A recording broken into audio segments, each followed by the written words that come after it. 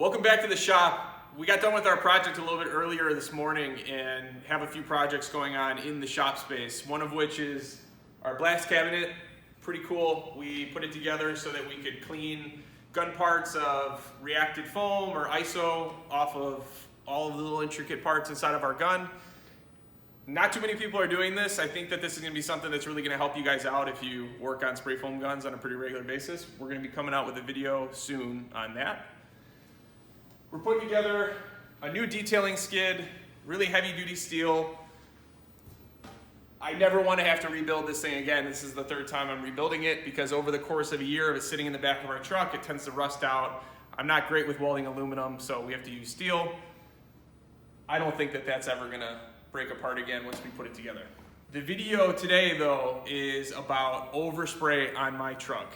The truth is I have no idea how it actually got on my truck, but if you guys are spray foam roofers or you're ever doing anything outside, you know that the little particulates of spray foam will somehow end up all over your truck and they're an absolute pain to get off. Stay tuned to the end of the video. We're going to be showing you different ways to remove overspray off of the glass and off the paint.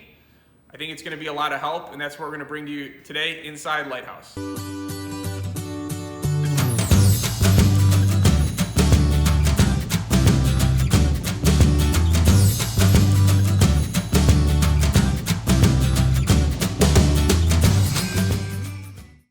All the equipment that we're using, all of the materials that we're using, you can go down and buy from your local auto parts store. We like a couple different techniques when it comes to removing overspray. The first is a traditional clay bar, which is just a material that glides over the top of the surface of paint and it removes contaminants from the paint. It does a really good job with the spray foam overspray. What we use in our day-to-day business is a clay bar mitt. It's a hybrid between a microfiber cloth and a clay bar. The clay bar is actually attached to a microfiber towel and it makes using it a lot easier. You don't really have a lot of chance of dropping it. We love using it. What you're going to see is a side-by-side of Jesse, our lead detailer, doing a traditional clay bar treatment and one with the mitt.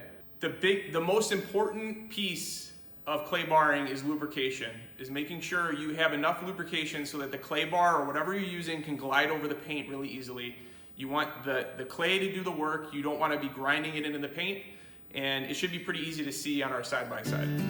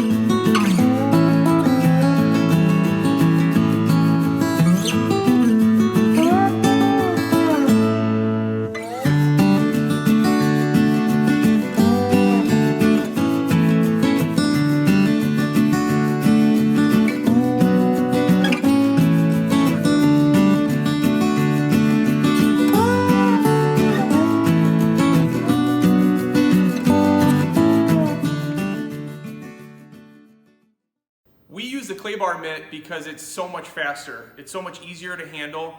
Before we used the mitt, the paint was really rough. There was overspray over the entire panel that we were addressing. After it was smooth, all the foam was off, it washes right off that mitt and you're ready to go to the next location. Removing overspray off of glass is a really similar technique. The only difference is that with glass, you actually have the opportunity to use 4/0 steel wool. So when you go to the hardware store, it's 4 zeros. Steel wool is a really common way to remove overspray off of glass, but it's not the only way. We actually found in this test that the clay bar mitt did a better job. In our example, it goes steel wool, traditional clay bar, and then clay bar mitt. And you can see us applying it. Again, the trick is lubrication. Jesse is making sure he's not hitting any of the edges of the window. He's taking good care around there. But what's really neat is the sound that it made before and after. You can actually hear Jesse's hand running over the top of the overspray, and in the after, it's smooth.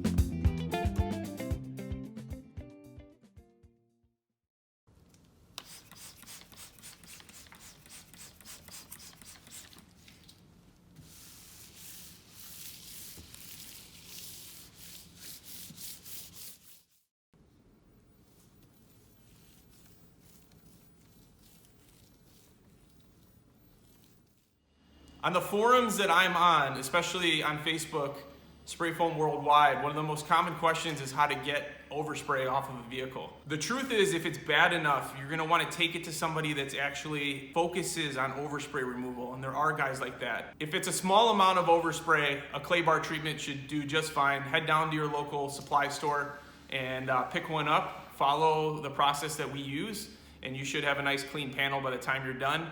If you really wanna buy a clay bar towel, you can go to Amazon. We'll link it in the description below, and you can pick one of those up. I believe they're about $20. You get 10 uses out of them. They're a pretty good purchase, especially if you're doing spray foam roofing and you want to keep your truck clean. It's going to be a good investment. Other than that, we hope that this really helped you a lot, and we'll see you next time inside Lighthouse.